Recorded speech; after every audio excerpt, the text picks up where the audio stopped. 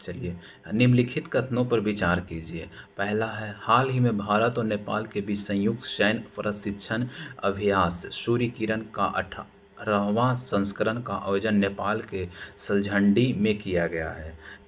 ये बिल्कुल सही है। तो स्टेटमेंट 2 क्या है? इस अभ्यास का आयोजन 31 दिसंबर 2024 से 13 जनवरी 2025 तक की मध्य किया गया है। तो ये भी स्टेटमेंट सही है, दोनों स्टेटमेंट सही है। तो कौन सा आंसर हो जाएगा? ऑप्शन नंबर बी हो जाएगा, दोनों स्टेटमेंट सही है, दोनों स्टेटमेंट सही है। चलिए, नेक्स्ट क्वेश्चन क्या है?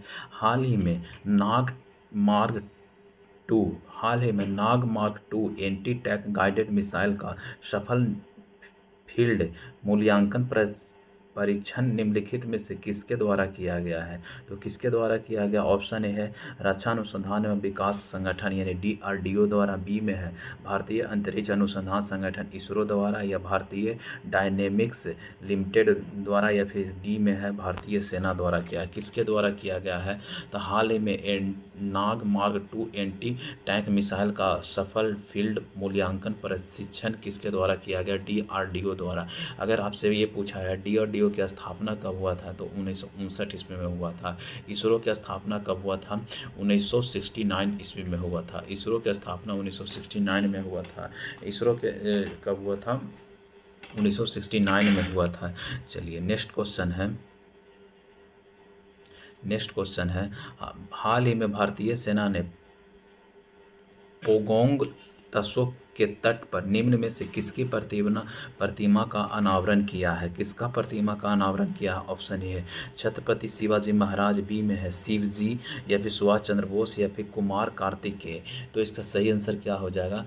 तो हाल ही में भारतीय सेना ने पैगोंग तसे के तट पर निम्न में से किसकी प्रतिमा का अनावरण किया है? ये छत्रपति शिवाजी के का अनावरण किया है। किसका अनावरण किया है? छत्रपति शिवाजी का अनावरण किया है।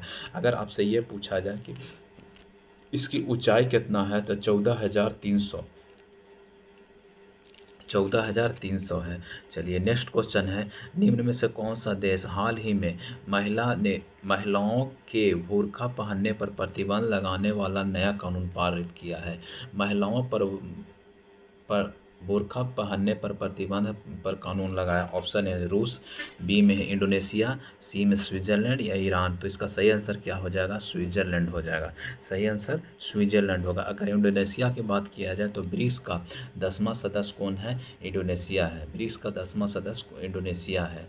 चलिए, नेक्स्ट क्वेश्चन है, हाल ही में आए तूफान राफेल के विनाशकारी प्रभाव के बाद भारत ने किस देश के लिए मानवीय सहायता भेजी? ऑप्शन ए मोजाम्बिक, बी में म्यांमार, सी में क्यूबा, डी में फिलीपींस। तो इसका सही आंसर क्या होगा? हाल ही में आए तूफान राफेल के विनाशकारी प्रभाव के बाद भारत ने किस देश के लिए मानवीय सहायता भेजा है?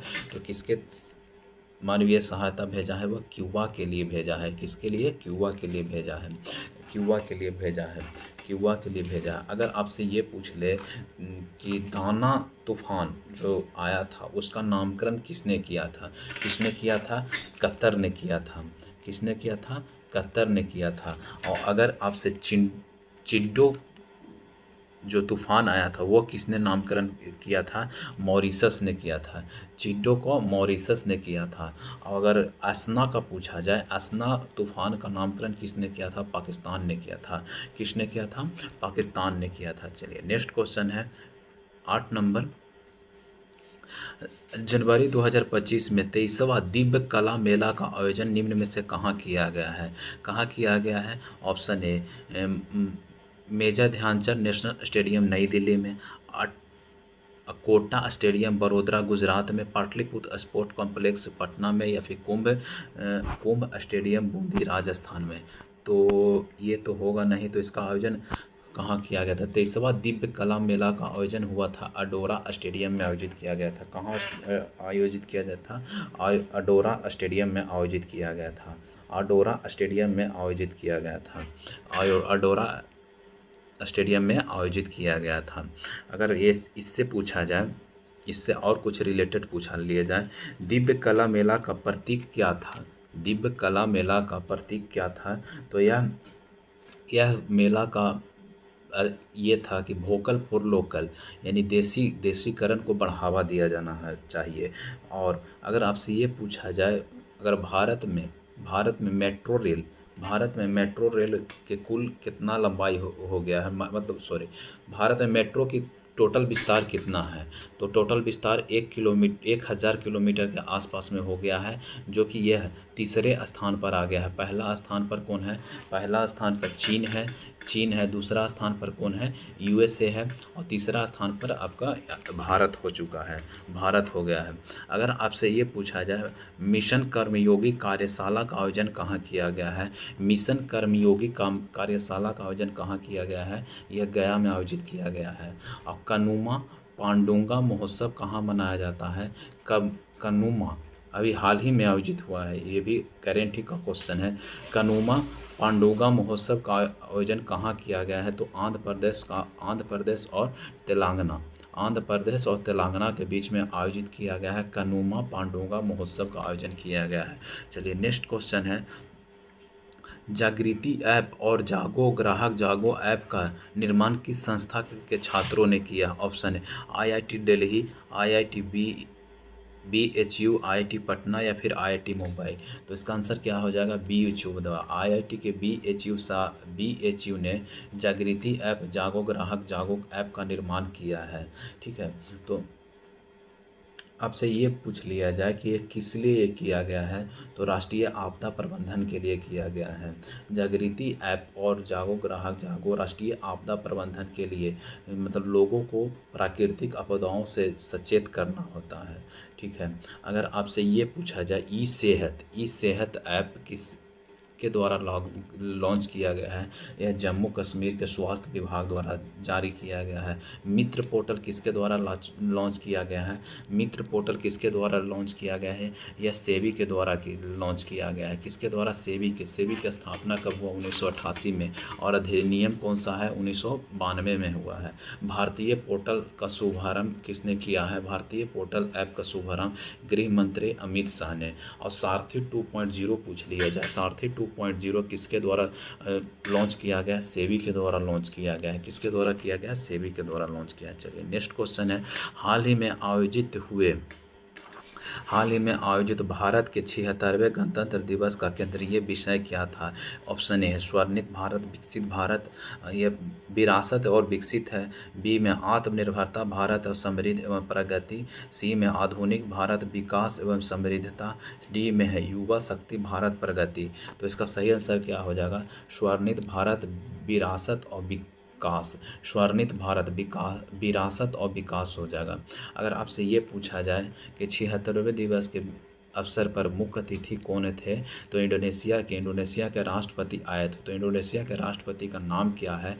प्राबोवो सुबियाटो थे।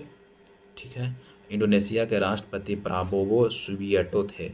अगर आपसे ये पूछा जाए कि प्रथम गणतंत्र दिवस पर कौन थे? तो प्रथम गणतंत्र दिवस पर भी ये ही इंडोनेशिया के राष्ट्रपति आए थे। अभी 76वां गणतंत्र दिवस पर भी कौन आए हैं? इंडोनेशिया के राष्ट्रपति प्राबो सुबियाटो आए हैं। ठीक है, चलिए नेक्स्ट क्वेश्चन है, हाल ही में 2025 में सर्वश्रेष्ठ विदेशी फिल्म की श्रेणी में भारत में कौन सा फिल्म को चुना गया है? हाल ही में ऑस्कर 2025 में सर्वश्रेष्ठ विदेशी फिल्म के श्रेणी में भारत में कौन सा फिल्म को चुना गया? ऑप्शन ए है sunflower, where the first ones to know, B में है बारहवीं फेल, सी में जवान या फिर डी में लापता लेडीज़। तो किसे नामित चुना गया है? लापता लेडीज़ को चुना गया है। इसके डायरेक्टर की बात किया जाए तो किरण आमिर खान की पत्नी किरण ने डायरेक्ट किया था। नेक्स्ट क्वेश्चन है, केरल सरकार ने हाल ही में आपदा के निपटने के लिए कौन सा प्रणाली लॉन्च किया है? ऑप्शन है डी NDRF, बी में है का व चाम एम, फिर साइक्लोन वार्निंग सिस्टम या फिर दिशा। किसने लॉन्च किया है? तो केरल सरकार ने हाल ही में आपदा से निपटने के लिए ऑप्शन नंबर बी का वा चा एम लॉन्च किया है, का वा चा एम लॉन्च किया है। चलिए नेक्स्ट क्वेश्चन है, निम्नलिखित में से किस राज्य में भारत का पहला ग्लास ब्रिज का अनावरण किया गया है? तो इसका सही आंसर हो जाएगा कन्याकुमारी में इसका बनाया गया पहला ग्लास ब्रिज। कहाँ है कन्याकुमारी? यह तमिलनाडु में है। चलिए, आर्च ब्रिज कहाँ बनाया गया है? यह जम्मू कश्मीर पर बनाया गया है। हाल ही में राजस्थान में पाकिस्तान भारत पाकिस्तान सीमा पर शुरू किया गया ऑपरेशन सर्द हवा। ऑपरेशन सर्द हवा किसके द्वारा शुरू किया गया है? एनएसजी, बीएसएफ, भारतीय सेना या केंद्रीय आरपीएफ? तो किसके द्वारा शुरू किया गया है? बीएसएफ द्वारा किया गया। अगर आपसे ये पूछा जाए बीएसएफ की स्थापना कब हुआ था? 65 में हुआ था। एनएसजी की स्थापना कब हुआ था? 1984 ईस्वी में हुआ था। आरपीएफ सीआरपीएफ के पूछा जाए तो 39 में हुआ था। 39 में 1939 ईस्वी में पूछा जाए। अगर आपसे ये पूछ ले जाए बीएसएफ के अभी पुलिस महानिदेशक कौन है? तो महेश कुमार अग्रवाल है। बीएसएफ के महानिदेशक कौन है? महेश कुमार अग्रवाल है। चलिए, आइए नेक्स्ट क्वेश्चन है। हाल ही में जीनोम इंडिया डेटा कॉन्क्लेव का आयोजन किस शहर में किया गया है? ऑप्शन है मुंबई में, अमृतसर, नई दिल्ली, बेंगलुरु। कहाँ स्थापित किया गया है? तो इसका सही आंसर क्या हो जाएगा? नई दिल्ली में। इसका सही आंसर हो जाएगा नई दिल्ली में। हाल ही में जीनोम इंडिया डेटा कॉन्क्लेव का आयोजन कहाँ किया गया है? नई दिल्ली में आयोजित किया गया है। ठीक है। अगर नई दिल्ली में और क्या है तो बिम्स्टेक्स का मंत्री बैठक कहाँ आयोजित किया गया है? नई दिल्ली में। बिम्स्टेक का युवा गांधीनगर में। बिम्स्टेक का बैठक कहाँ हुआ था? थाईलैंड, बैंकॉक के थाईलैंड में किया गया था। चलिए नेक्स्ट क्वेश्चन है। निम्नलिखित में से किस राज्य में भारत का पहला और भारत निर्मित सर्जिकल रोबोट ASAI मंत्रा का स्थापित किया गया? कहाँ स्थापित किया गया? Option A Andhra Pradesh, B में महाराष्ट्र, उड़ीसा या फिर पंजाब। कहाँ स्थापित किया गया है? यह महाराष्ट्र में स्थापित किया गया है। चलिए नेक्स्ट क्वेश्चन है। हाल ही में 18वां प्रवासी भारतीय दिवस सम्मेलन का आयोजन कहाँ किया गया? ऑप्शन ए, ये तो आप लोगों को पता ही होगा कहाँ किया गया, भुवनेश्वर उड़ीसा में किया गया है। अच्छा, अब ये बताइए कि इसका थीम क्या है? विकसित भारत में प्रवासियों का योगदान। प्रवासी भारतीय 18वां प्रवासी भारतीय का थीम क्या है? विकसित भारत में प्रवासियों का योगदान है। ठीक है। तो अच्छा, ये एक चीज़ और है कि रक्षा मंत्रालय ने 2025 को किस वर्ष का घोषित किया है? तो रक्षा मंत्रालय ने सुधार का वर्ष घोषित किया है। कैसा? सुधार का वर्ष। 2025 को सुधार का वर्ष घोषित किया है। चलिए नेक्स्ट क्वेश्चन है। हाल ही में अंतर्देशीय राजमार्ग विकास प्राधिकरण की पहली बैठक कहाँ आयोजित किया गया था? हाल ही में अंतर्देशीय राजमार्ग विकास परिषद का पहली बैठक कहाँ आयोजित किया गया था? यह कोलकाता में आयोजित किया गया था। कहाँ स्थापित किया गया था? कोलकाता में आयोजित किया गया था। चलिए नेक्स्ट क्वेश्चन है। हाल ही में किस राज्य में राष्ट्रीय हल्दी बोर्ड का उद्घाटन किया है? तो आप लोग को ये पता होगा, तेलंगाना में किया है। तेलंगाना में कहाँ? निज़ामाबाद में किया है। निज़ामाबाद तेलंगाना में स्थापित किया गया। हल्दी बोर्ड का गठन कहाँ किया गया है? निज़ामाबाद में, तेलंगाना में किया गया है। चलिए, तेलंगाना में किया गया है। चलिए नेक्स्ट क्वेश्चन है। वन पारिस्थितिकी तंत्र को ग्रीन जीडीपी में जोड़ने वाला भारत का पहला राज्य कौन बन गया है? वन पारिस्थितिकी तंत्र को ग्रीन जीडीपी से जोड़ने वाला भारत का पहला राज्य कौन बना है? तो पहला राज्य कौन बन गया है? ग्रीन जीडीपी से जोड़ने वाला छत्तीसगढ़ बन गया है। कौन बन गया है? छत्तीसगढ़ बन गया है। चलिए नेक्स्ट क्वेश्चन है। निम्न में से कौन सा कथन सीधी सड़क पर एक समान त्वरण से चलने वाली कार के लिए सही है? क्या है? ऑप्शन ए है कि वह कार का वेग शून्य हो जाएगा। कार का वेग शून्य हो जाएगा तो नहीं, ये भी नहीं है। कार का लगातार वेग बदल रहा। ऑप्शन नंबर बी सही आंसर है। कार का वेग लगातार बदल रहा है। चलिए नेक्स्ट क्वेश्चन है। कार के हेडलाइट में प्रयुक्त दर्पण में निम्नलिखित में से कौन सा होता है? हेडलाइट में किसका प्रयोग किया जाता है? तो हेडलाइट में अवतल दर्पण का प्रयोग किया जाता है। टॉर्च में भी अवतल होता। उत्तल दर्पण साइड मिरर के रूप में पीछे प्रयोग किया जाता है। उत्तर दर्पण का प्रयोग किया जाता है। चलिए नेक्स्ट क्वेश्चन है। यांत्रिक ऊर्जा का योग होता है। यांत्रिक ऊर्जा, गतिज ऊर्जा, स्थिति ऊर्जा को योग को यांत्रिक ऊर्जा कहा जाता है। अगर आपसे ये पूछा जाए कि स्थिति ऊर्जा का उदाहरण क्या क्या है? तो तना हुआ धनुष, तना हुआ स्प्रिंग, दबा हुआ गद्दा, हाथ से पकड़ा हुआ पत्थर, में भंडारित पानी, ये सब किसका उदाहरण है? स्थिति ऊर्जा का उदाहरण है। अगर गतिज ऊर्जा का पूछा जाए तो गतिज ऊर्जा चलता हुआ वाहन, बहता हुआ पानी, रनवे पर चलता हुआ हवाई जहाज, दौड़ता हुआ बच्चा, ये सब क्या है? गतिज ऊर्जा है। गतिज ऊर्जा का फॉर्मूला क्या होता है? 1/2 mv² होता है। और स्थिति ऊर्जा का mgh होता है, mgh होता है। अगर आपसे ये पूछा जाए कि यांत्रिक ऊर्जा का एक दो उदाहरण क्या क्या है, तो यांत्रिक ऊर्जा पर छत पर दौड़ता हुआ लड़का, ठीक है, छत पर दौड़ता हुआ लड़का, छत से लटकी हुई ये पंखा, चलती हुई बस या ट्रेन पर बैठा व्यक्ति, ठीक है, चलती हुई बस या ट्रेन में बैठा हुआ व्यक्ति, ऊंचाई से गिरता हुआ पत्थर, ये सब किसका है? यांत्रिक ऊर्जा का उदाहरण है। चलिए नेक्स्ट क्वेश्चन है, 20 केजी के द्रव्यमान वाली वस्तु को 4 मीटर पर सेकंड के त्वरण से स्थानांतरित किया जाता है, उस पर लगने वाला बल क्या है? तो इसका फॉर्मूला क्या हो जाता है? MA हो जाता है, MA। तो दोनों को गुना करके ऑप्शन नंबर ए सही हो जाएगा। चलिए नेक्स्ट क्वेश्चन है 25 नंबर है। तो 25 नंबर क्या है? घरेलू विद्युत उपकरण में प्रयुक्त सुरक्षा तार किस धातु की बनी होना चाहिए? कम प्रतिरोध, बी में कम गलनांक। तो इसका सही आंसर बेस्ट ऑप्शन है, कम गलनांक होना चाहिए, तभी ये शॉर्ट सर्किट हो या लघु पतन के समय फ्यूज गल जाता है और ये सब कुछ होने से बच जाता है। चलिए नेक्स्ट क्वेश्चन है, चुंबकीय क्षेत्र का मात्रक क्या है? चुंबकीय क्षेत्र में क्या आ जाएगा? टेस्ला आ जाएगा। चुंबकीय क्षेत्र का मात्रक क्या है? टेस्ला है। चुंबकीय क्षेत्र का सीजीएस मात्रक अगर पूछा जाए, चुंबकीय क्षेत्र का सीजीएस मात्रक क्या है? गॉस है। चुंबकीय क्षेत्र का सीजीएस मात्रक क्या है? गॉस है। चुंबकीय क्षेत्र का एसआई मात्रक भी टेस्ला है। और चुंबकीय फ्लक्स का पूछा जाए तो चुंबकीय फ्लक्स का एसआई मात्रक क्या है? वेबर है। चुंबकीय फ्लक्स का सीजीएस मात्रक क्या है? मैक्सवेल है। ठीक है, अगर एक मैक्सवेल बराबर कितना होता है? 10⁻⁻18 वेबर होता है। ठीक है, चुंबकीय क्षेत्र का एसआई मात्रक क्या है? टेस्ला है। चुंबकीय क्षेत्र का सीजीएस मात्रक क्या है? तो चुंबकीय क्षेत्र का सीजीएस मात्रक गॉस है। चुंबकीय फ्लक्स का मात्रक क्या है? वेबर है। चुंबकीय फ्लक्स का सीजीएस मात्रक क्या होता है? तो मैक्सवेल होता है। चलिए नेक्स्ट क्वेश्चन है, एक बीयर में 4.4 डिग्री सेंटीग्रेड पर पूर्णतः जल से भरा है, जल ऊपर से होकर बहने लगे, यदि 4 सेंटीग्रेड से ऊपर अगर गर्म किया जाता तब भी हो सकता है, अगर ठंडा किया जाएगा तब भी हो जाता है। तो ऑप्शन नंबर सी हो जाएगा, ऑप्शन नंबर सी हो जाएगा। चलिए नेक्स्ट क्वेश्चन है, हाइड्रोजन के किस समस्थानिक में न्यूट्रॉन नहीं पाया जाता? हाइड्रोजन के किस समस्थानिक में न्यूट्रॉन नहीं पाया जाता है?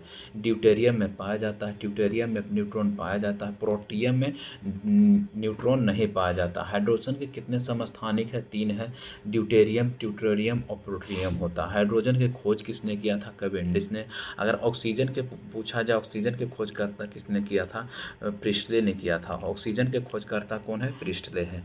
चलिए नेक्स्ट क्वेश्चन है, एक घोल में 450 ग्राम पानी और 50 ग्राम सामान्य नमक है, तो इसका घोल का सांद्रता, तो घोल का सांद्रता का फॉर्मूला होता है विलेय बटा बिलियन की मात्रा, तो बिलियन की मात्रा टोटल कितना हो गया?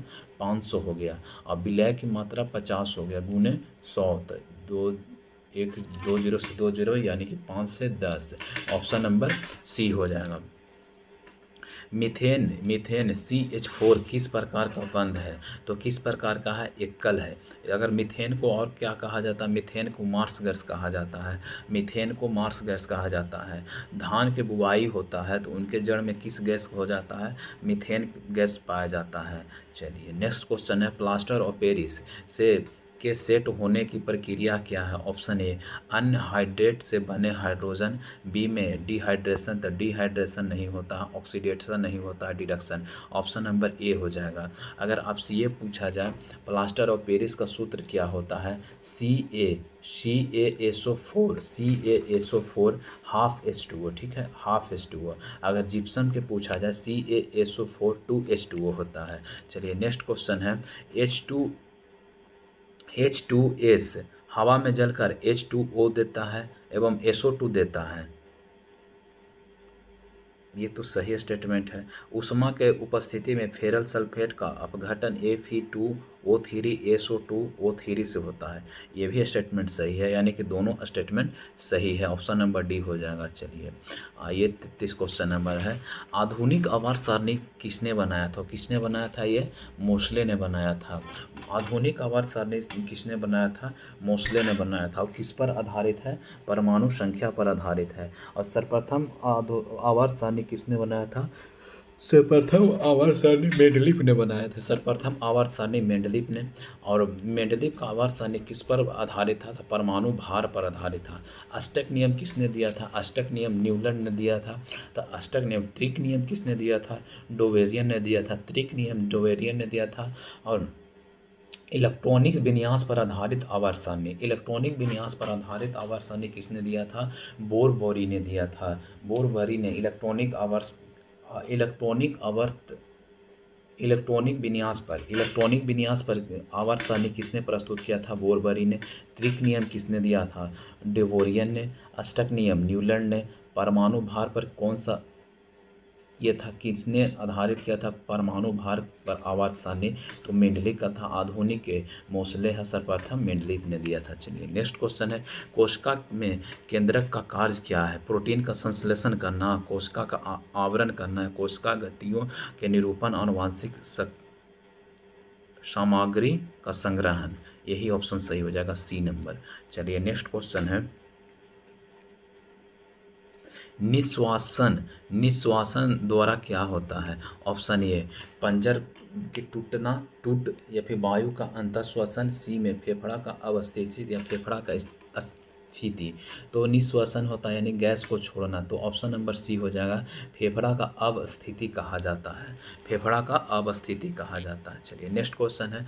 फलों और बीज में निम्नलिखित में से किस पादप हार्मोन का उच्च सांद्रता होता? ऑप्शन ए किसका होता है? फलों और बीज में सबसे ज़्यादा सांद्रता होता है तो ऑक्सीजन का, जिबरेलिन का, या फिर एवेसिक अम्ल का, या फिर साइटोकाइनिन का।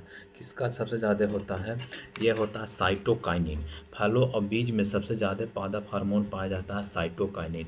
अगर जिबरेलिन की बात किया जाए तो बौने पौधे को लंबा कौन करता है? जिबरेलिन। ऑक्सीजन क्या करता है? ऑक्सीजन पुष्पन को बढ़ाता है, पुष्प को बढ़ाता है, ऑक्सीजन बढ़ाता है। पुष्प का काम क्या है? पुष्प को बढ़ाता है कौन? ऑक्सीजन बढ़ाता है जिबरेलिन। बौने पौधे को लंबा करता है जिबरेलिन। चलिए नेक्स्ट क्वेश्चन है। ब्रेड के ऊपर उठाने के लिए कौन सा सामग्री डाला जाता है? ऑप्शन ए टमाटर की चटनी। नहीं, पनीर की तो खमीर डाला जाता है या ईस्ट के नाम से जाना जाता है। ऑप्शन नंबर सी हो जाएगा, सी हो जाएगा। चलिए नेक्स्ट क्वेश्चन है। एबीज में शामिल क्या है? तो एबीज में कौन शामिल है? पक्षी शामिल है। ये तो नॉर्मल क्वेश्चन है, आप लोगों को पता ही होगा।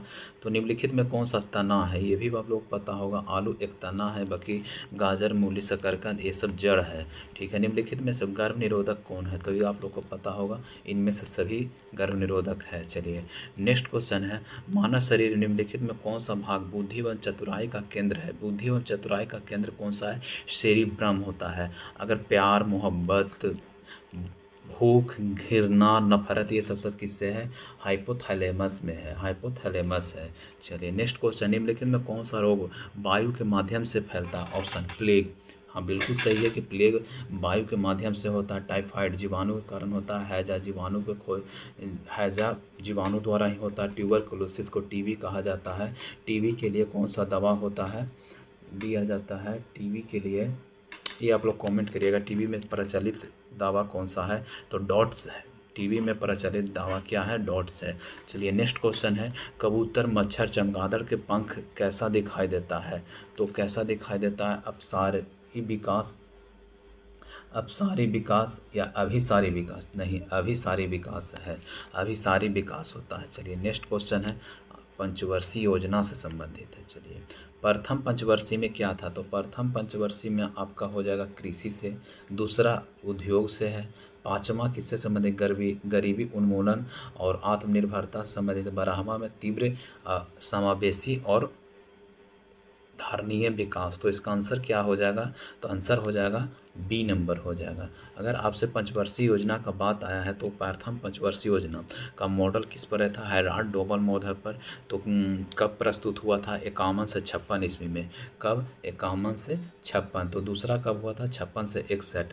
मॉडल कौन था? महालनोबिस से, उद्योग से संबंधित। तीसरा कौन था? तीसरा को गॉडगिल के नाम से जाना जाता है, 61 से 66। चौथा 69 से 74। चौथा 69 से 74। और पाँचवा की बात किया जाए, पाँचवा एक वर्ष पहले हुआ था, 74 से 78। ध्यान दीजिएगा, पाँचवा एक वर्ष पहले भी घटित हो गया था, यानी कि चौथा 74 से 78। और छठा की बात किया जाए तो 80 से 85 छठा। सातवां 85 से 90 सातवां। तो आठवां 92 से 97। आठवां में चेंज हुआ था 92 से 97। नौवां 97 से 2002। 10वां 2002 से 7। और 7 से 12 7 से 12 हो गया 11वां। और 12 से 17 हो गया 12वां। ठीक है, ये तो आप लोग को याद हो गया, या फिर से बता दें। चलिए, पहला कब? 51 से 56। दूसरा 56 से 61। तीसरा 61 से 66। चौथा 69 से 74। पाँचवा 74 से 78 हो गया। और ये हो गया कितना? पाँचवा। छठा का 80 से 85। अब सातवां 85 से 90। और आठवां 92 से 97। दसवां हो गया 2 से 7। और 11वां 7 से 12। 12वां 12 से 17। चलिए नेक्स्ट क्वेश्चन आइए, क्या है देख लेते हैं। निम्नलिखित में से मौद्रिक नीति में कौन सा उपकरण है? तो कौन सा उपकरण आता है? ऑप्शन है बैंक दर। हाँ, बैंक दर आता है, रेपो दर आता है, नगद आरक्षित अनुपात ये भी आता है, वैधानिक तरलता अनुपात ये भी, रिवर्स रेपो, यानी कि उपयुक्त में से सभी आता है। चलिए नेक्स्ट क्वेश्चन है, सीमांत बचत प्रवृत्ति की परिभाषा क्या है? ऑप्शन नंबर डी हो जाएगा। इसको क्या कहा जाता है? बचत में परिवर्तन बटा आय में परिवर्तन हो जाता है। नेक्स्ट क्वेश्चन है, निम्नलिखित में गलत स्टेटमेंट को पाएं। साधारण लागत शुद्ध राष्ट्रीय उत्पादन को राष्ट्रीय आय कहा जाता है, ये बिल्कुल सही है। सभी अंतिम वस्तुओं सेवाओं को का बाजार मूल्य ही बाजार की कीमत को राष्ट्रीय सकल राष्ट्रीय उत्पाद कहा जाता है। सभी अंतिम वस्तुएं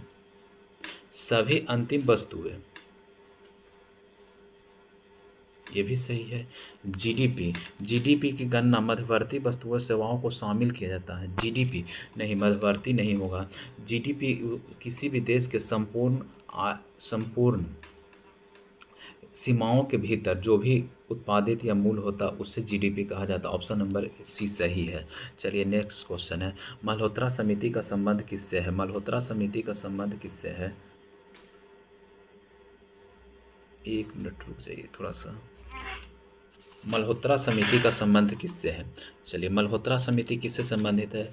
बीमा क्षेत्र। तो बिल्कुल सही है, बीमा क्षेत्र से ही है। अगर भुगतान की बात किया जाए तो भुगतान किससे संबंधित है?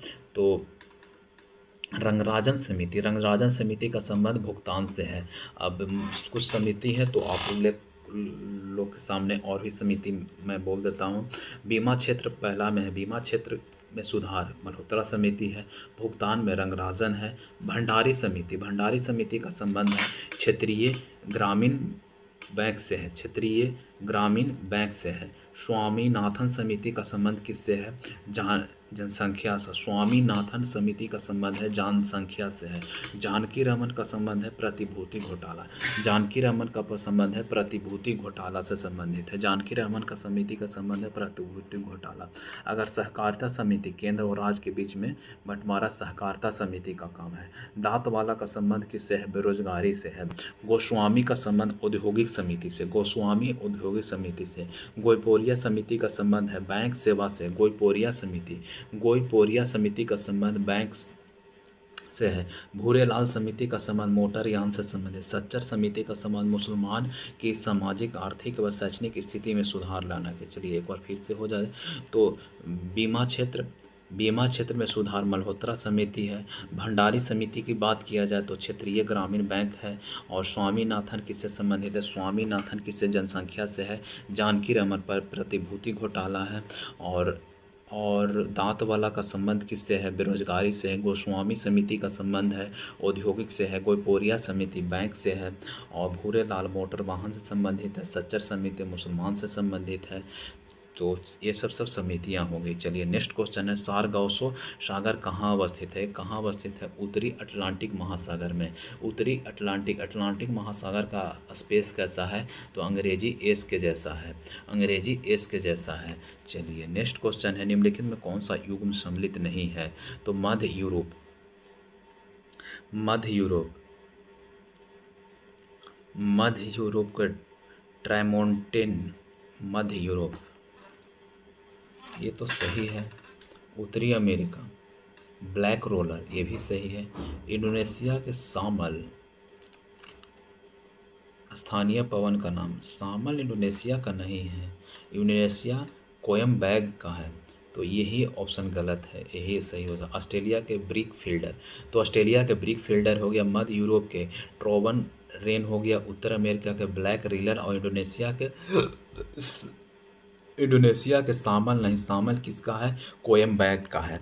चलिए, राजस्थान केवलादेव राष्ट्रीय उद्यान किसके लिए प्रसिद्ध है? राजस्थान केवलादेव राष्ट्रीय उद्यान किसके लिए प्रसिद्ध है? तो बाघ के लिए नहीं है, पक्षी के लिए, ऑप्शन ए है, पक्षी के लिए। केवलादेव राष्ट्रीय उद्यान किसके लिए प्रसिद्ध है? पक्षी के लिए। चलिए नेक्स्ट क्वेश्चन है, 2011 की जनगणना के अनुसार भारत का दूसरा सर्वाधिक जनसंख्या वाला शहर कौन सा? दूसरा सबसे अधिक जनसंख्या कौन है? दिल्ली है। पहला स्थान पर मुंबई है। अगर जनसंख्या घनत्व भी पूछा जाए यूट्यूब में सबसे अधिक किसका है? दिल्ली का है। अब सबसे ज़्यादा जनसंख्या घनत्व बिहार का है, सबसे कम अरुणाचल प्रदेश का है। चलिए, अरुणाचल प्रदेश का। राष्ट्रीय राजमार्गों को चौराहा के नाम से प्रसिद्ध कानपुर किस नदी के किनारे है? कानपुर किस नदी के किनारे है? गंगा नदी के किनारे है। यमुना किस नदी, दिल्ली यमुना नदी के किनारे है। दिल्ली के किस नदी के किनारे है? यमुना नदी के किनारे है। चलिए, वांस सागर परियोजना निम्नलिखित में किस नदी पर अवस्थित है? वांस सागर परियोजना किस नदी पर है? नर्मदा पर है। नर्मदा, वांस सागर नर्मदा नदी पर है। वांस सागर नहीं, नर्मदा नदी पर नहीं, सोन नदी पर है, सोन नदी पर है। वांस सागर परियोजना सोन नदी पर है। सोन नदी कहाँ से निकला? अमरकंटक से निकला है, ठीक है। तो नर्मदा। धुआंधार परियोजना कहाँ है? नर्मदा पर है। धुआंधार परियोजना कहाँ है? नर्मदा पर है। अगर आपसे ये पूछा जाए भाखड़ा नागला परियोजना किस नदी पर है? सतलज नदी पर है। कहाँ कहाँ लाभान्वित राज्य कौन कौन है? हरियाणा, पंजाब, हिमाचल प्रदेश और राजस्थान है। भाखड़ा नागला किस नदी पर है? सतलज नदी पर है। हरियाणा, पंजाब, हिमाचल प्रदेश और राजस्थान है। दामोदर किस नदी पर है? दामोदर नदी पर है। कहाँ? ये बंगाल और झारखंड, बंगाल और झारखंड लाभान्वित राज्य है। वहीं आपसे तीसरा पूछा जाए, हीराकुंड परियोजना, तो हीराकुंड महानदी कहाँ है? उड़ीसा में। सबरी गिरी परियोजना कहाँ है? कबकी पम्मा केरल में है। भीमा परियोजना कहाँ है? पावना नदी पर है। भीमा परियोजना कहाँ है? पावना नदी पर है। कहाँ है? महाराष्ट्र में है। तिलैया बराकर नदी पर, यह बिहार पुलिस का पूछा हुआ क्वेश्चन है। तिलैया परियोजना कहाँ है? बराकर नदी पर है। तिलैया परियोजना बराकर नदी पर है। पचेत बांध कहाँ है? दामोदर नदी पर। चंबल परियोजना कहाँ है? चंबल नदी पर। अगर उरी परियोजना का पूछा जाए, उरी परियोजना कहाँ है? तो झेलम नदी पर है। उरी परियोजना कहाँ है? झेलम नदी पर है। अगर रामगंगा की पूछा जाए तो गंगा नदी पर है। और इसका लाभान्वित राज्य कौन है? उत्तराखंड है। इंद्रपुरी परियोजना कहाँ? सोन नदी पर है। इंद्रपुरी और वांस सागर सोन नदी पर। माता टीला बेतवा नदी पर, यूपी और एमपी में है। कोलपोंगो परियोजना कहाँ है? कोलपोंगो कहाँ है? कोलपोंगो नदी पर। कोलपोंगो परियोजना कोलपोंगो नदी पर, अंडमान और निकोबार द्वीप समूह पर है। चलिए, अरावली और विंध्य पर्वतमाला के मध्य में कौन सा है? तो मालवा का पठार, ये आप लोग को पता ही होगा, मालवा का पठार है। चलिए, जैव आवर्धन के संदर्भ में निम्नलिखित कथनों पर विचार की। इसकी सांद्रता प्रत्येक पोषक स्तर पर घटती है, नहीं बढ़ती है, ये तो गलत हो गया। घास स्तर पर पारितंत्र में सांप और एक तृतीय उपभोक्ता है, अतः ये सही है, ऑप्शन नंबर बी हो जाएगा। किस अधिनियम के तहत मुंबई मद्रास प्रेसिडेंसी को सरकार को कोलकाता प्रेसिडेंसी के अधीन कर दिया गया था? किस अधिनियम के तहत? ऑप्शन ए है 1773 रेगुलेटिंग एक्ट, तो इसका सही आंसर यही हो जाएगा 1773 रेगुलेटिंग एक्ट। 1773 रेगुलेटिंग के एक्ट के तहत ही कलकत्ता उच्च न्यायालय की स्थापना किया गया था। कलकत्ता उच्च न्यायालय की स्थापना 1774 ईस्वी में। सबसे पहले उच्च न्यायालय कहाँ स्थापित किया गया था? कलकत्ता उच्च न्यायालय में स्थापित किया गया था। और 1773 रेगुलेटिंग एक्ट में बंगाल को बंगाल का गवर्नर जनरल कर दिया गया था। 1773 एक्ट के तहत बंगाल के गवर्नर को बंगाल का गवर्नर जनरल कर दिया गया। और पहला गवर्नर कौन था? बंगाल का पहला गवर्नर जनरल कौन था? वारेन हेस्टिंग्स था। बंगाल का पहला गवर्नर कौन था? वारेन हेस्टिंग्स था। बंगाल का पहला गवर्नर वारेन हेस्टिंग्स था। और कंपनी के व्यापारिक और राजनीतिक मामले को अलग कर दिया गया था। कौन सा? 1784 ईस्वी में। 1784 ईस्वी की बात किया जाए तो इसमें कंपनी के व्यापारिक और राजनीतिक मामले को अलग कर दिया गया था। कंपनी के व्यापारिक मामले कौन करता है? तो बोर्ड ऑफ डायरेक्टर। और कंट्रोलर को, राजनीतिक मामले को कंट्रोलर कौन करता है? बोर्ड ऑफ कंट्रोलर करता है। और कंपनी को व्यावसायिक एकाधिकार को समाप्त कर चाय और चीनी के साथ व्यापार करने को बहाल कर दिया था 1813 चार्टर्स एक्ट के द्वारा। चलिए नेक्स्ट क्वेश्चन है, निम्नलिखित में कौन सा समिति पंचायती राज के विकास से संबंधित नहीं है? तो JB के राव समिति है, एल सिंधवी है, थुक्कन है। तो ये ऑप्शन नंबर डी नहीं है। अगर आपसे ये पूछा जाए JB राव समिति की स्थापना कब हुआ था? 85 में, 1985 ईस्वी में। अगर दूसरा में है LM सिंधवी समिति 86 में और थुक्कन समिति 88 में। थुक्कन समिति 88 में है। चलिए, जीवन व्यक्ति के स्वतंत्रता संरक्षण का अधिकार भारतीय संविधान के किस अनुच्छेद में? ये आप लोग तो पता ही होगा। ये अनुच्छेद प्राण एवं दैहिक स्वतंत्रता अनुच्छेद 21 में है। जाति के आधार पर, नस्ल के आधार पर, धर्म के आधार पर भेदभाव नहीं किया जाता है, अनुच्छेद 15 में। लोक नियोजन में समानता, अनुच्छेद 16 में।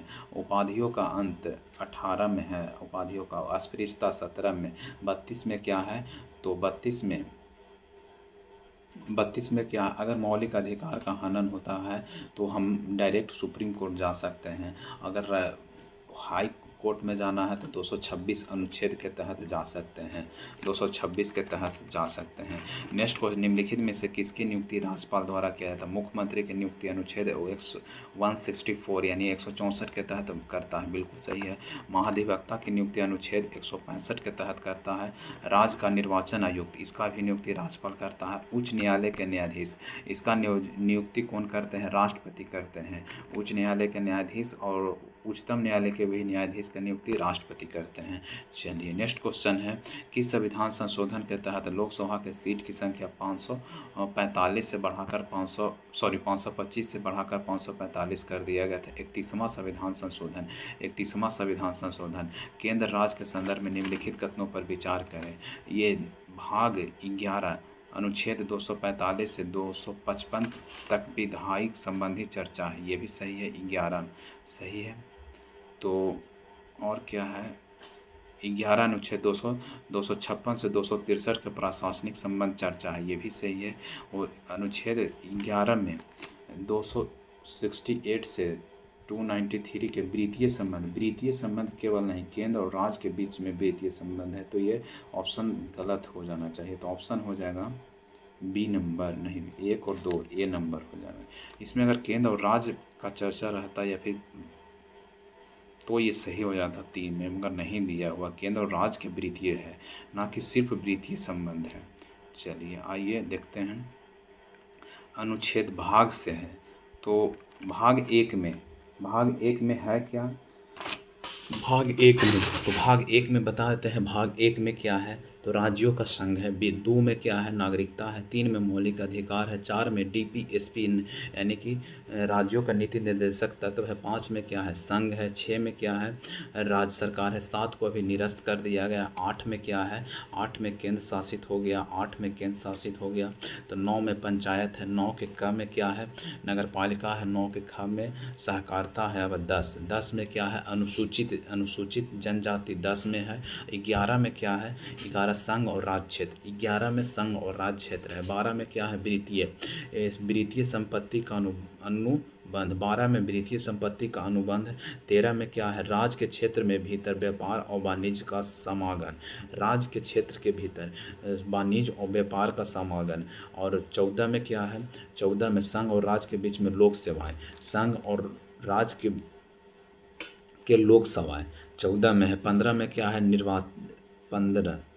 15 में निर्वाचन है। 16 में क्या है, कुछ वर्गों के से संबंधित विशेष प्रावधान है। 17 में राजभाषा, 18 में आपातकालीन है, और 19 में हो गया विविध स्टैटिक्स है। और 20 में क्या है, संशोधन है, संविधान संशोधन। 21 में अस्थायी संक्रमणीय एवं विशेष प्रावधान है। और 22 में क्या है, संक्षिप्त नाम प्रारंभ हिंदी या फिर प्राधिकृत पाठ या फिर निरसन है।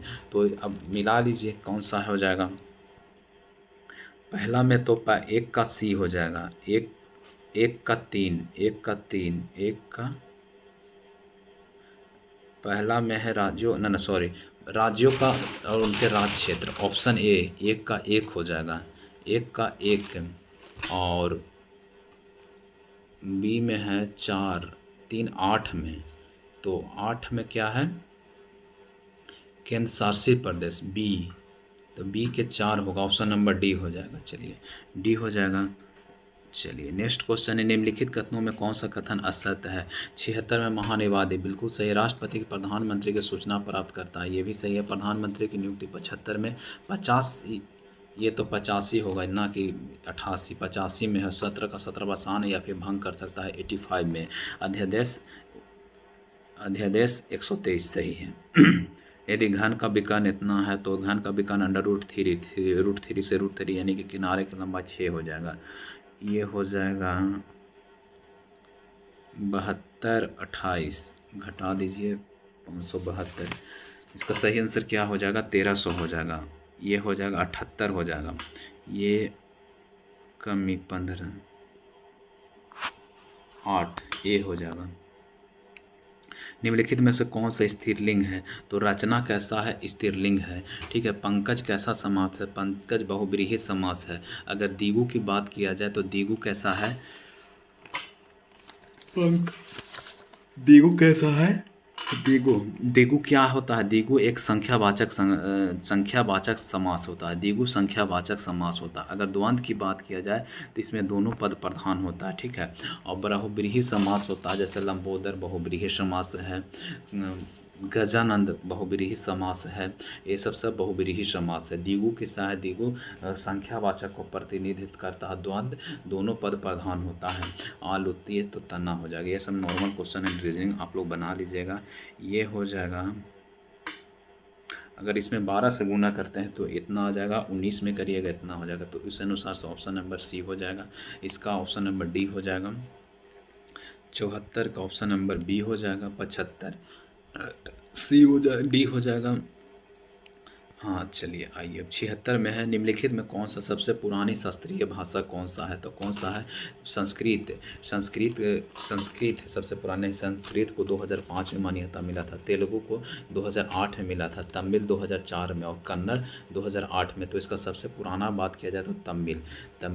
अब शास्त्रीय भाषा भी टोटल है कितना, अभी 11 है। कौन कौन है, 2004 में तमिल को मिला था, 2005 में संस्कृत को मिला था, 2008 में तेलुगु को मिला था, 2008 में ही कन्नड़ को मिला था, मलयालम 2013 में मिला था, उड़ीसा का 2014 में मिला था। मराठी की बात किया जाए, मराठी, बंगाली, पाली, प्राकृतिक और असमिया 2024 में मराठी, बंगाली, पाली, प्राकृतिक और असमिया, ये सब 2024 में मिला था। पंडित रविशंकर का संबंध किससे है, तो किससे है, सितार से संबंधित है, सितार से। और कौन किसका संबंध है, तो विलायत खां की बात किया जाए, विलायत खां भी सितार संबंधित है। और विलायत खां हो गया, उमा शंकर हो गए, शाहिद हो गए, ये सब किससे संबंधित है, सितार से। अगर तबला की बात किया जाए, अल्लाह रखा, उस्ताद जाकिर हुसैन, पंडित किशन महाराज, ये सब तबला वादक से संबंधित। शहनाई के सब बिस्मिल्लाह खां, शहनाई से संबंधित है, बहुत ही फेमस क्वेश्चन है। बिस्मिल्लाह खां हो गया, अहमद हुसैन खां हो गया। बाँसुरी से हरिप्रसाद चौरसिया, पन्ना लाल घोष, ये सब बाँसुरी से बजाया जाता है।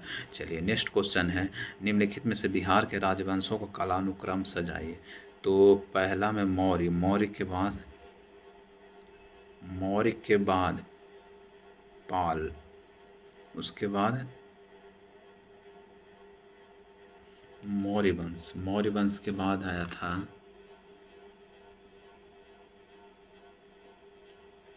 मौर्य वंश, मौर्य वंश के बाद कर्नाट वंश तो सबसे लास्ट था, तो 2 और 4 ये होगा, 1 और 3, 1 और 3। तो मौर्य वंश के बाद कण्व वंश, कण्व वंश के बाद पाल वंश, पाल वंश के बाद कर्नाट वंश। तो ऑप्शन नंबर क्या हो जाएगा? 2 3, ऑप्शन नंबर बी हो जाएगा। सबसे पहले कौन सा वंश था? हर्यक वंश था सबसे पहले, हर्यक वंश। तो हर्यक वंश के बाद शिशुनाग वंश, शिशुनाग के बाद नंद वंश, नंद वंश के बाद मौर्य वंश, मौर्य वंश के बाद शुंग वंश, शुंग वंश के बाद कण्व वंश, शुंग वंश के बाद कण्व वंश, कण्व वंश के बाद गुप्त वंश, गुप्त वंश ने सबसे अधिक सोना चालू किया था। गुप्त वंश के बाद है मौखरी वंश, उसके बाद फिर पाल वंश, उसके बाद कर्नाट वंश, उसके बाद कर्नाट वंश। अगर कर्नाट वंश की स्थापना किसने किया था? कर्नाट वंश का स्थापना नान्यदेव ने किया था। कर्नाट वंश का अंतिम शासक कौन था? हरि सिंह थे। मिथिला का स्वर्ण युग किसे कहा जाता है? कर्नाट वंश को ही कहा जाता है। तो चलिए एक हो गया। नेक्स्ट आइए, कर्नाट वंश के संस्थापक नान्यदेव ने कौन सी उपाधि दिया था? तो कर्नाट कुलम या फिर सिमराव सिंह, ये तो दिया था नहीं, ये नहीं था। तो इसका सही आंसर क्या हो जाएगा? कर्नाट भूषण ही, कर्नाट भूषण। और कर्नाट वंश का अंतिम शासक कौन था? ये कौन थे? हरि सिंह थे। और मिथिला का स्वर्ण युग किसे कहा जाता है? कर्नाट वंश को ही कहा जाता है। चलिए 80 क्वेश्चन नंबर, निम्नलिखित में कौन सा बिहार के कृषि जलवायु क्षेत्र जोन 3 के अंतर्गत शामिल है? कौन है? तो शेखपुरा और मुंगेर है।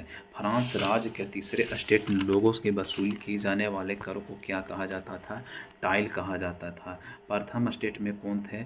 तो प्रथम स्टेट में पादरी थे, दूसरा स्टेट में कुलीन थे, और तीसरा स्टेट में किसान, मजदूर, भूमिहीन, कर्मचारी, वकील, ये सब तीसरा स्टेट में मजदूर थे, सेकंड स्टेट में कुलीन थे, और फर्स्ट स्टेट में पादरी थे। तो अगर टाइड की बात किया जाए, टाइड तो ये चर्च द्वारा किसान से वसूल किया जाता था, उसे टाइड कहा जाता था। ठीक है। अक्टूबर क्रांति से संबंधित कौन सा है? भारत छोड़ो 1942 इसमें नहीं, अमेरिका स्वतंत्रता संग्राम नहीं, फ्रांसीसी क्रांति नहीं, रूसी क्रांति ठीक है, ऑप्शन नंबर डी रूसी क्रांति। रूसी क्रांति कब हुआ था? तो 24 अक्टूबर 1917 को हुआ था, इसलिए अक्टूबर क्रांति के नाम से भी जाना जाता है। चलिए, हाथी गुफा अभिलेख किससे संबंधित है? हाथी गुफा अभिलेख खारवेल से है। एक का बी। ये होल पुलकेशन द्वितीय ये हो जाए। चुन्नागढ़ के रुद्रदामन, भीतरी स्तंभ लोग स्कंदगुप्त, और नासिक के गौतमी बलश्री, और मंदसौर के मालवा नरेश यशोवर्मन। तो क्या आंसर हो जाएगा? ये ऑप्शन हो जाएगा। चलिए, यानी हाथी एपिग्राफी, ये तो अभिलेखों का अध्ययन एपिग्राफी हो गया। अभिलेखों का अध्ययन एपिग्राफी होगा। चट्टानों की बात किया, चट्टानों का अध्ययन को क्या कहा जाता है? पेट्रोलॉजी कहा जाता है। मिट्टी के अध्ययन को पेडोलॉजी कहा जाता है। सिक्कों का न्यूमिस्मेटिक, और जल का अध्ययन हाइड्रोलॉजी कहा जाता है। पृथ्वी के जियोलॉजी कहा जाता है जियोलॉजी, पृथ्वी के अध्ययन को जियोलॉजी कहा जाता है। वृक्ष और झाड़ियों के अध्ययन को डेंड्रोलॉजी कहा जाता है। कवक के अध्ययन को माइकोलॉजी कहा जाता है। सवाल के अध्ययन को फाइकोलॉजी कहा जाता है। और फलों का अध्ययन को फ्लोरिकल्चर, पक्षी के अध्ययन के ऑर्निथोलॉजी कहा जाता है। और चलिए, कंदरिया महादेव के मंदिर द्रविड़ शैली में नहीं है, द्रविड़ शैली में नहीं मंदिर है। गुप्त शासकों ने शीशे के सर्वाधिक चला, अभी जस्ट ही बताया, तो सर्वाधिक सोने के सिक्के चलाए थे। सर्वाधिक सोने के सिक्के किसने? गुप्त शासकों ने। तो ऑप्शन नंबर कोई नहीं होगा, इनमें से कोई नहीं। चलिए नेक्स्ट क्वेश्चन, निम्नलिखित में कौन सा वेद को त्रियायी कहा जाता है? उसमें कौन कौन है? ऋग्वेद, सामवेद, यजुर्वेद को त्रियायी वेद कहा जाता है। सबसे बाद का वेद अथर्ववेद होता है। तो option number 1 2 3 option number C हो जाएगा। ऋग्वेद, वेद की संख्या कितने हैं? 4 है, वेद की संख्या 4 है। ब्राह्मण साहित्य के कालानुसार अवरोही क्रम, तो सबसे पहले वेद है, वेद के बाद ब्राह्मण, ब्राह्मण के बाद आरण्यक, आरण्यक के बाद उपनिषद।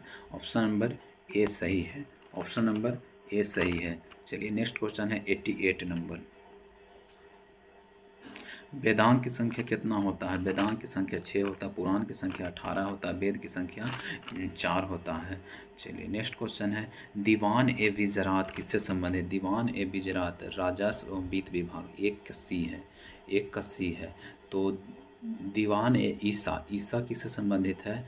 ये थे संचार एवं पत्रकार से, तो बी के 4, बी के 4, बी के 4, बी के 4, बी के 4। अब आया बी के 4, एक के 3, एक के सी का 1, ऑप्शन नंबर ए हो जाएगा। ठीक है, तो दीवान ए अजीर, दीवान ए अजीर किससे संबंधित है? दीवान ए अजीर सैन्य विभाग से संबंधित है। दीवान ए रिसायत, रिसायत किससे? विदेश मंत्रालय से संबंधित है, दिल्ली सल्तनत।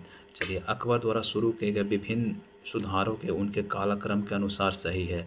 दास प्रथा का अंतिम समाप्ति 1962, 1562। दास प्रथा का 1562, दास प्रथा का समाप्ति 1562।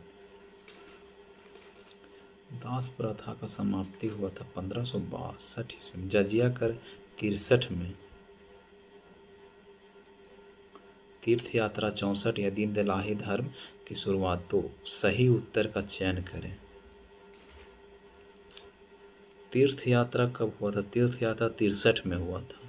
जजिया कर की समाप्ति कब हुआ था? जजिया कर 64 में हुआ था। तो दास प्रथा का अंत ए हो, ए सही है, ए सही है, इसका मतलब सी गलत हो गया, तो ऑप्शन नंबर तो सी हो जाएगा। तो दास प्रथा की समाप्ति कब हुआ था? 1562 में। जजिया कर के समाप्ति 64 में हुआ था, और तीर्थ यात्रा से 63 में हुआ था। और दीन इलाही धर्म की शुरुआत कब हुआ था? तो दीन इलाही 82, ये सही है। निम्नलिखित में से किस विदेशी यात्री ने विजयनगर साम्राज्य में आए थे? तो निकोलो कांटिक और सीजर फेडरिक, ये दोनों आए थे। दक्षिण भारत में भक्ति आंदोलन का सर्वप्रथम किस ग्रंथ में देखने को मिलता है? किस ग्रंथ में देखने को मिलता है? तो तिरुमलाई और प्रबंधन दोनों में मिलने को देखना है, और यानी कि बी और सी, बी और सी, ऑप्शन नंबर ये हो जाएगा।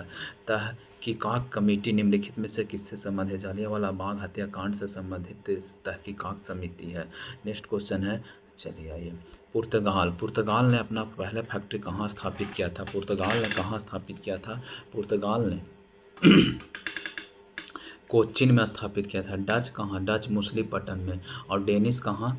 डेनिश था ट्रावनकोर में। और फ्रांसीसी सूरत ने, डेनिश ट्रावनकोर में। और डच कहाँ? मछलीपट्टनम में। पुर्तगाल कोचीन में। अगर पुर्तगाल की स्थापना के बात किया जाए कब हुआ था? 1498 ईस्वी में। और डच 1600 ईस्वी में अंग्रेज था। और डच 1602 में, और डेनिश 1616 में, और फ्रांसीसी 1664 में।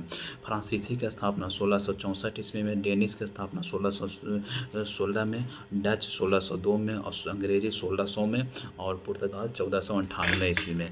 पहली बार वास्को डी गामा कब आया था? 1498 ईस्वी में। दूसरी बार 1502 ईस्वी में आया था। चलिए नेक्स्ट क्वेश्चन है, निम्नलिखित में से किस आंदोलन में वानर सेना व मजरी सेना का गठन किया गया था? तो किया गया था सविनय अवज्ञा आंदोलन। सविनय अवज्ञा आंदोलन के समय में ही चौकीदारी कर को बहिष्कार कर दिया गया था, नहीं देने का ऐलान किया गया था। चौकीदारी किससे संबंधित है? सविनय अवज्ञा से संबंधित है। इस समय कौन थे? लॉर्ड इरविन थे। निम्नलिखित में कौन से सहायक संधि नहीं स्वीकार किया था? इंदौर के होलकर नहीं स्वीकार किया था, ये तो आप लोग को पता होगा। राजा राम मोहन राय के संबंध में असत्य कथन का पहचान करें। असत्य, ये तो सही है। अंग्रेजी भाषा के ब्रह्मकालीन मैगजीन निकाला था, मैगजीन निकाले थे।